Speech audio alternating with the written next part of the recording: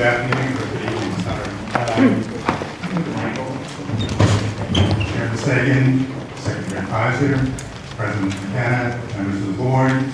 My name is Michael Sentance, and I served in various roles during the Weld and Undersecretary administration, including Secretary of Education. And in 1991, I authored Governor Weld's education plan, and I wrote the first iteration of the law that came signed into law in May of 1993.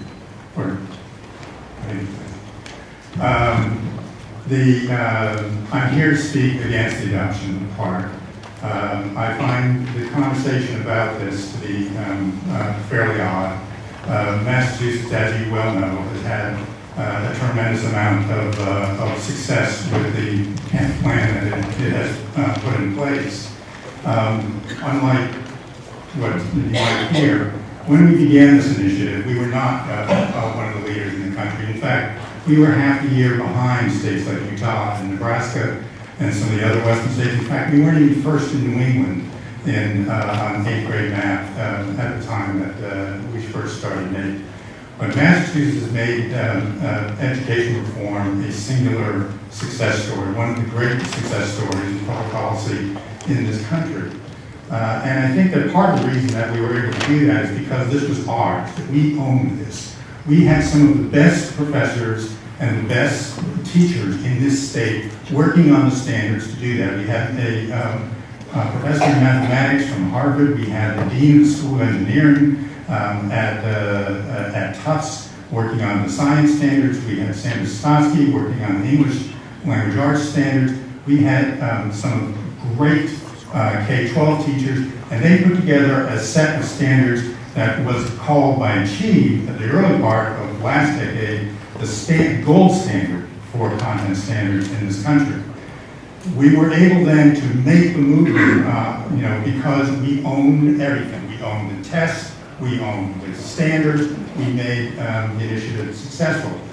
Now I understand that people are saying, well, these standards aren't preparing kids for college. Well, I can tell you when my hands left the wheel in 2001, the standard, the focus was on just getting kids across the bar for high school diploma, just getting that initiative underway.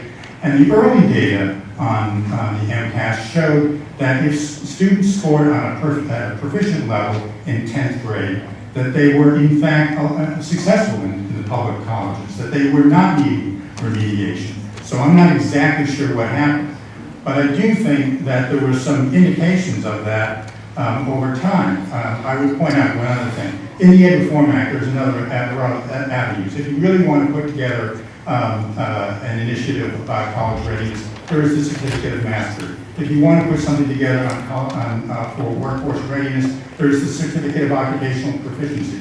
They're embodied in the law. They've never been put into place. Just 2 points.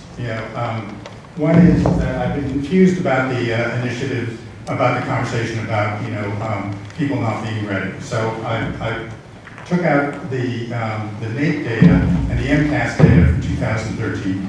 I wasn't quite sure how close I was going to be, so it's a little larger than perhaps needed. But as you can see, we have a rigorous system through 8th grade in MCAS. Our scores for the MCAS in mathematics is virtually the same as on NAEP, except when it comes to 12th grade. We never had state-level data until 2009 on NAEP, but now you can see that where on high school we have a gross miscalculation of what the score should be. Now, that may not be a real big issue, but if you read the Vision Project from the Board of Higher Education, they cite the NAEP score as an example of what is wrong with the students coming into the system and why they need to focus so much on remediation. The Commonwealth needs to speak with one voice and one clear voice. The standard ought to be the same. We have a problem with the 10th grade MCAS that needs to be fixed, and I think that's clearly within the skill set of the educators in Massachusetts to get that done. Thank you.